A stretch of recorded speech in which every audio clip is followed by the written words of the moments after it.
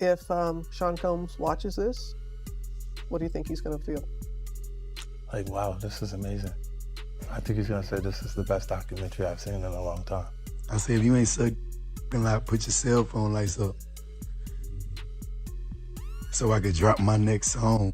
I wasn't going on no rant. That's called a call to action. That's what that's called, because I'm a live performer. I'm the best live performer. I'm the live show killer. You interact with your fans. You get what I'm saying? Look, all the lights went up, gay or straight. You want to know why? Because even my gay fans don't got AIDS, stupid ass. They don't got AIDS. My gay fans, they take care of themselves. They ain't going for that. They ain't no nasty gay. See what I'm saying? They ain't no junkies.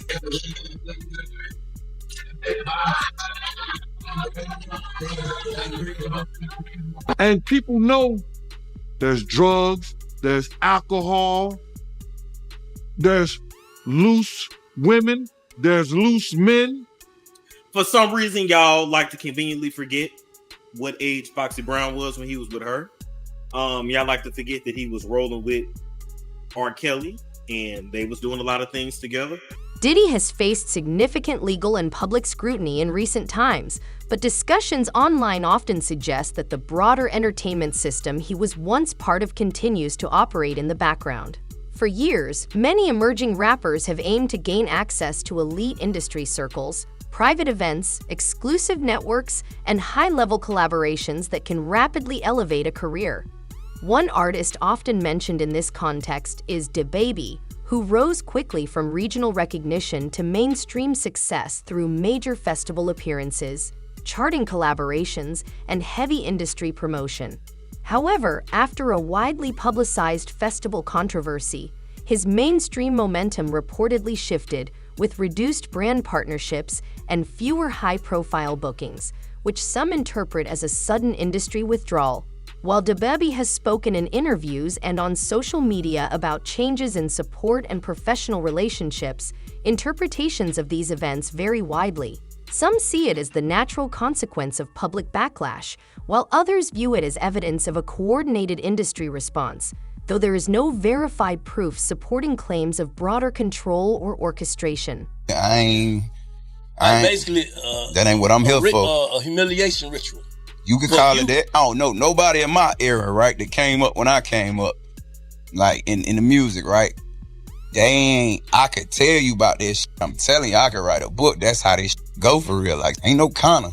Well, you saw with your own two eyes. Yeah.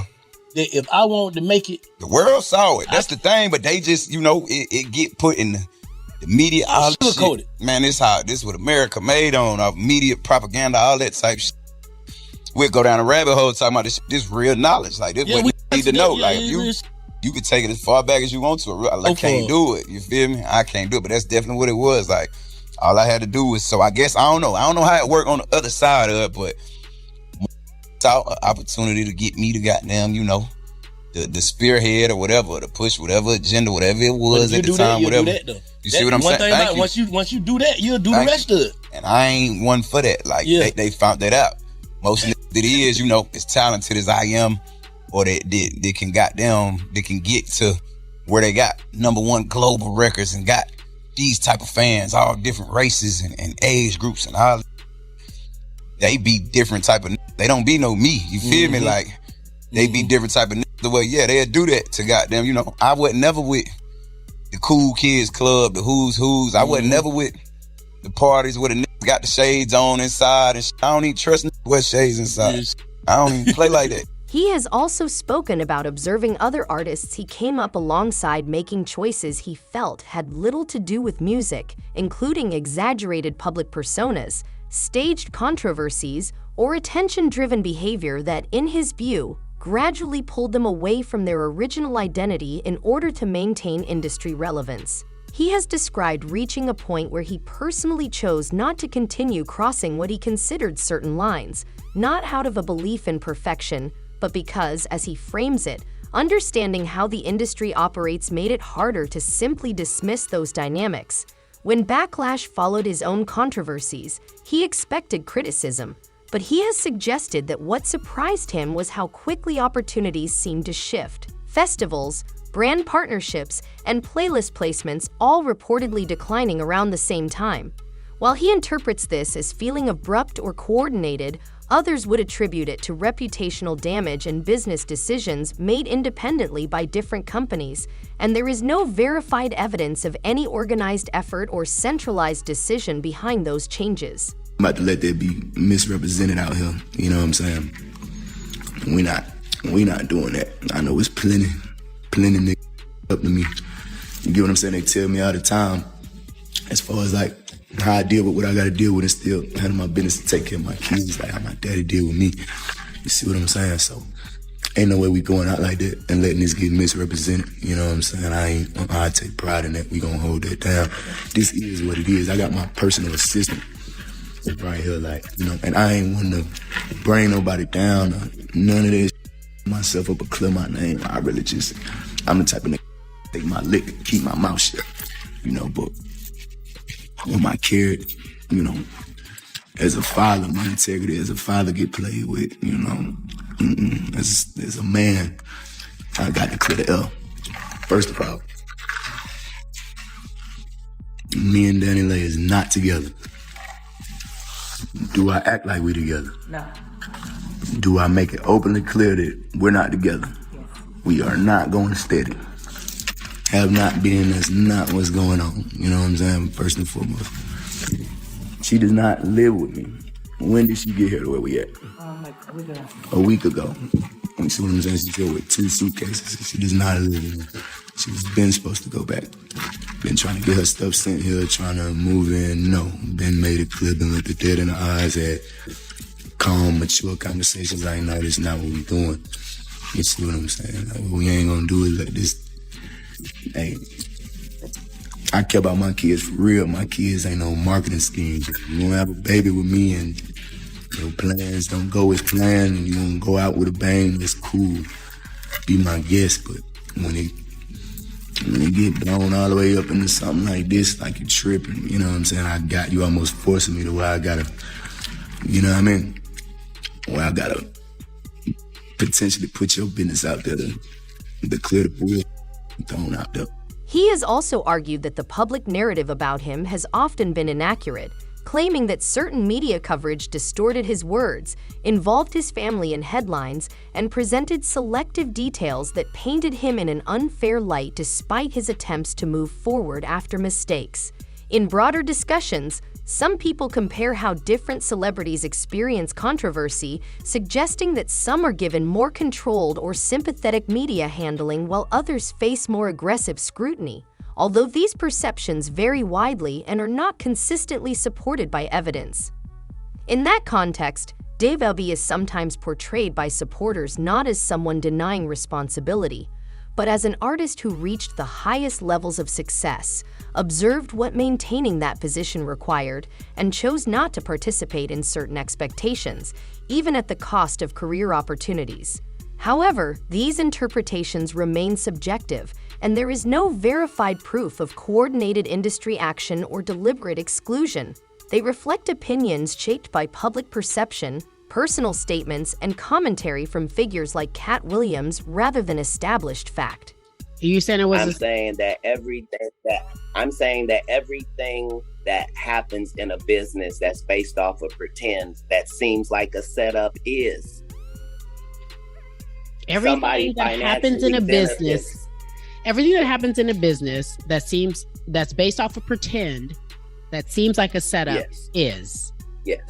What I'm saying is, if Jussie Smollett and Lee Daniels for a living make stories that are not real, and they make them so good that people believe them and buy them, and that's what business they're in, why would you think it would be weird if they flipped out and said a story that turned out to not be true? Why? Why would we think that if they are capable of doing that for a living? That's what they do for a living. They do that 300 episodes. Is take something fictitious and make it seem real. That's the business. Katt Williams has suggested in interviews that the entertainment industry operates in a highly controlled way, where public behavior, controversies, and even apologies are carefully managed and shaped behind the scenes.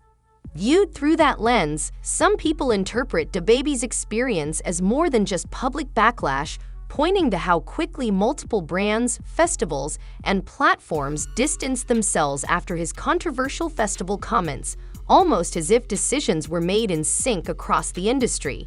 While supporters see this pattern as evidence of coordination, others argue it reflects standard corporate risk management and the consequences of public reputation damage, and there is no verified proof that any organized or centralized action took place. Saying is, in business, nothing is coincidental, or you would be hearing who's losing money. In all of these situations, it's only the artist that's losing. Somebody makes big money. When these rappers get killed, not incidental. Somebody made $100 million and now don't have to talk to that artist or none of their crew, don't have to validate none of their contracts. Now only got to deal with the mama, only got to see her once a year, and it's over. And the money goes up and up and up. So they killed this $20 million guy, but they reaped $60 million in benefits. Wow. And they had some people from your city do it. In commentary attributed to Katt Williams, he has described what he views as a darker side of the entertainment industry, suggesting that in some cases an artist's value can increase after they lose control over their career or become less active as their legacy, catalog, and image continue generating long-term revenue. Observers sometimes point to major figures such as Michael Jackson, Prince, and Whitney Houston as examples where posthumous releases, tributes, and ongoing catalog sales have kept their names commercially significant over time. In contrast, DaBaby is often discussed in online conversations as an example of how quickly visibility can change in the industry, with a noticeable drop in mainstream promotion following public controversy, which some interpret as being cut off by the system, while others see it as a result of shifting audience interest and business decisions by separate companies. There is no verified evidence of coordinated removal or deliberate suppression, and these interpretations remain part of broader debate about how fame, reputation, and the music business interact. Somebody once said my problem was I didn't understand the social contract here. I now understand what that means. Yeah. Do you understand it? The social contract? Yeah. I think I do. Yeah. What is it for you? The social contract. You can't get mad. Mm-hmm. You can't get mad. You can't let it get you, because you have to make a deal with everyone else, and it's almost unspoken that you are going to be over at some point by people who you may have done something nice for. Mm. And it may happen that by circumstance, or even very purposefully, that you someone over. But that shouldn't get in the way of you being able to sit down and have fun with them. Am I on the right track? Absolutely. You can't build a resentment about it. You have to still try and love those people. Yeah. Because that's the way they're thinking. Because it ain't personal. No, it's not personal. They don't really mean to hurt you. No. Not really. I don't quite understand. Well, I mean, there's a lot of motivations for why it happens. Yes, many. I mean, money will make you do stuff as well, won't it? I mean, yes. One, them, us, yes. You know. Yeah, well, whoever. If there's many millions riding on a decision, it's hard to be philosophical. Yes. Yeah. Yeah, very, very hard. Very hard to be, you know, you have to choose what level of integrity you're coming in at. And okay. And I've often felt it. I've sat there and I have felt the knife slipped firmly in between my shoulder blades and tried to have it shoved through the other side through my heart. And I've actually felt the whole thing and I've gone,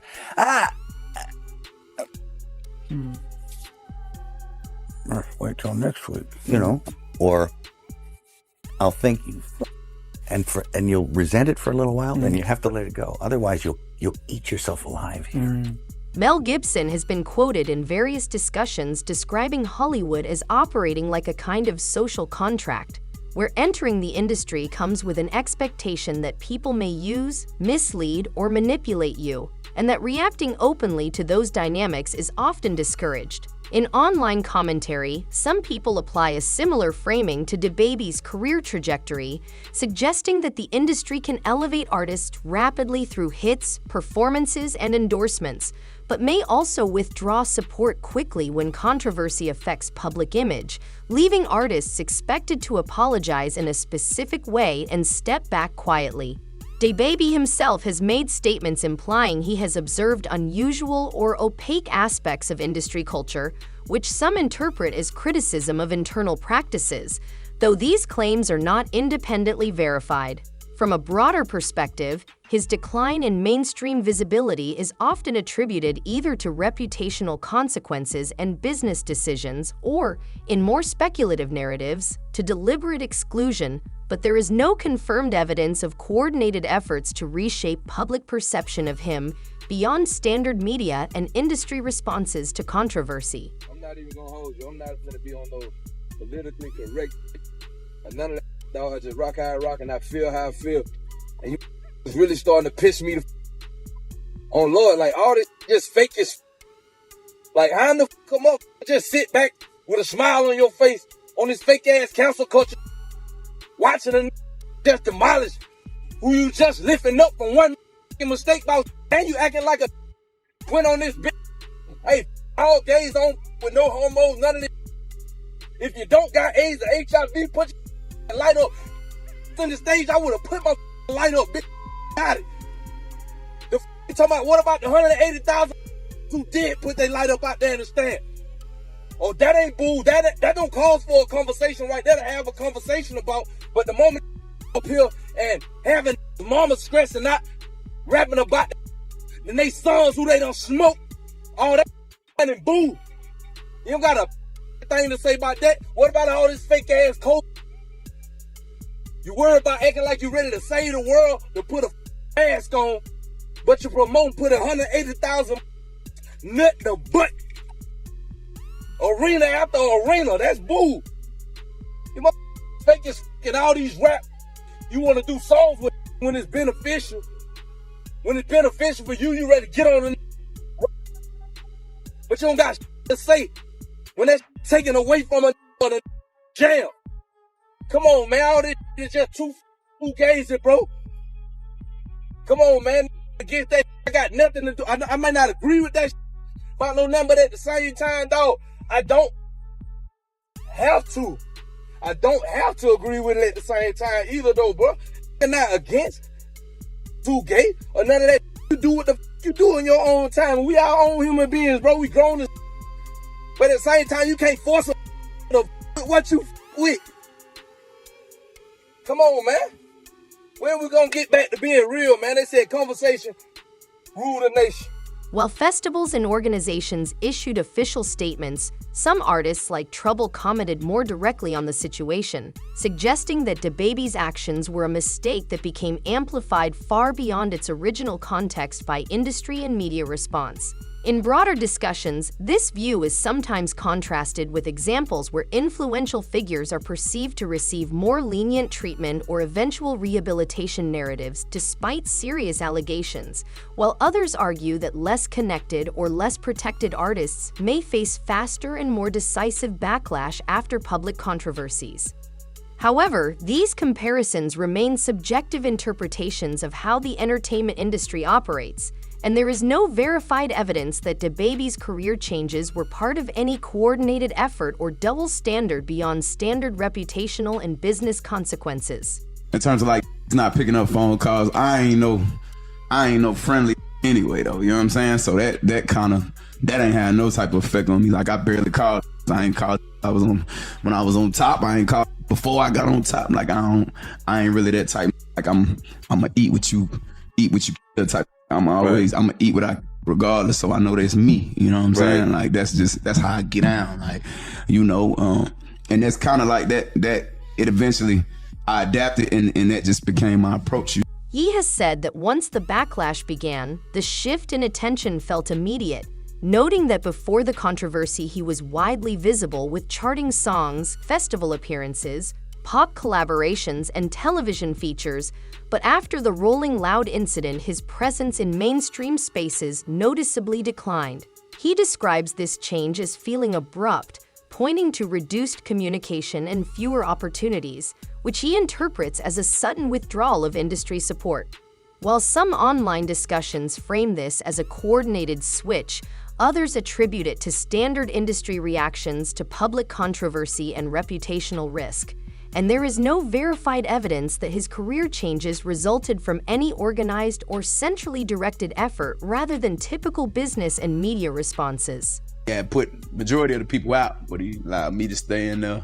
Me and, maybe about 15 others, Right. Jay-Z and Beyonce being, two of the other 15 people in the room. So that'll just put into perspective of the type of company I was in at the moment, and she came over and introduced herself to me like as if she had to. Right. Beyonce, cut it out. But I'm a big fan of your work, you know what I'm saying? Whoop de whoop, and that was just dope. That was dope as hell to me, man. That was dope. That was super dope. DaBaby has been mentioned in online discussions about a party reportedly held at a Los Angeles mansion associated with Scene Comms, where it has been claimed that most guests were asked to leave and only a small group of high-profile attendees remained. These accounts describe such moments as exclusive inner-circle gatherings involving major figures in the entertainment industry, though details about specific attendees and what occurred are often based on speculation or incomplete reporting. In broader commentary, some people have also referenced court filings and allegations involving comms and private events described in lawsuits, which include serious accusations that remain part of ongoing legal matters. However, there is no verified connection established between DaBaby and any alleged misconduct at such events, and many of the surrounding narratives are unconfirmed interpretations that mix reported facts with online speculation. Fox News alert, we're learning a lot more about the massive federal trafficking raid at Diddy's homes in Miami and LA. According to TMZ, the first thing the feds did once they got to Diddy's property was immediately disable his surveillance system and seize all his footage. And it wasn't just security footage they were after. Homeland Security also confiscated hard drives, phones, and other electronics, focusing on finding photos, emails, and names linking others to the alleged operation. These tactics straight out of the Epstein playbook. Seize the footage, but then what? Bury it? Blackmail with it? We don't know. Will anybody ever know what was on Diddy's cameras? And will this investigation lead to indictments that go higher up the food chain? And how high? Politicians, athletes, celebrities, music executives, all were recorded inside Diddy's parties. Officials say that Diddy's alleged victims have not been holding back during their interviews and are telling investigators everything. We'll keep you up to date on all of these details and more as soon as we hear them. In 2024, federal authorities conducted raids on properties associated with Scene Comms, and reports later stated that investigators seized various electronic devices and other items as part of an ongoing investigation. Following this, multiple lawsuits and media reports surfaced containing allegations from individuals who claimed they were flown in and subjected to coercive or exploitative situations. Though these claims are part of active legal proceedings and remain allegations rather than proven findings.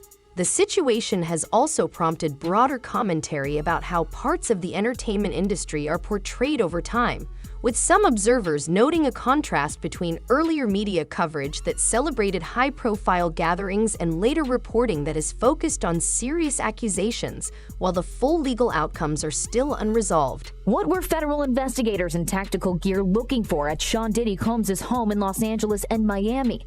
Homeland Security says the raids were part of a months-long federal investigation, including sex trafficking. If he's convicted, ultimately, he'll be in prison for a very long time.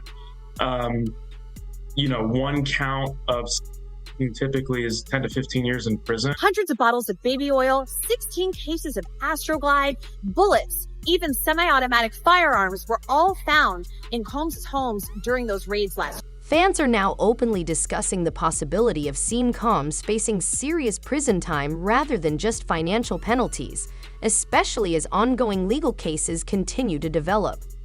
There is also speculation about what further testimony or evidence could reveal, with some people online wondering whether additional names from his broader social and professional circles could emerge if witnesses or alleged recordings are presented in court.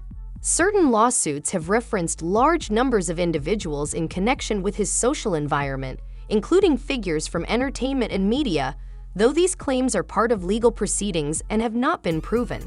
As a result, public discussion has increasingly focused on uncertainty about how far the investigations may reach, while the actual outcomes remain dependent on the courts and verified evidence.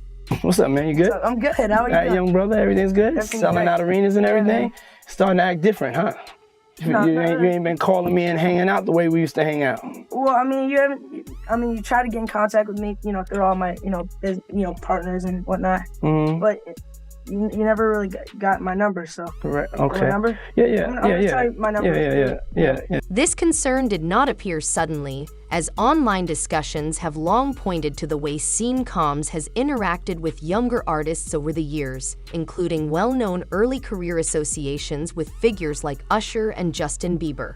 Fans have sometimes revisited old interviews and clips involving Bieber and Combs, interpreting certain moments, such as brief exchanges or emotional reactions, as unusual or awkward, though these interpretations vary widely depending on perspective.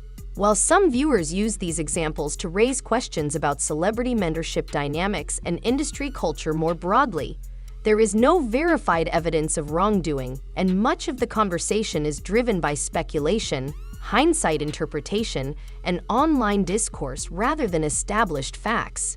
You didn't show up today with HIV, AIDS, any of them deadly sexually transmitted diseases that'll make you die 2-3 weeks. Put a cell phone light in the up. Lady, if your pussy smell like water, put a cell phone light in the up. Fellas, lights up. Fellas, if you ain't sucking nigga, like, put your cell phone lights in the up. Let's be real about this. Yeah, keep it real. I say if you don't got AIDS, put a cell phone light up. I say if you ain't suck dick in the parking lot, put your cell phone lights up. So I could drop my next song. I wasn't going on no rant. That's called a call to action. That's what that's called, because I'm a live performer. I'm the best live performer. I'm the live show killer. You interact with your fans. You get what I'm saying? Look, all the lights went up, gay or straight. You want to know why?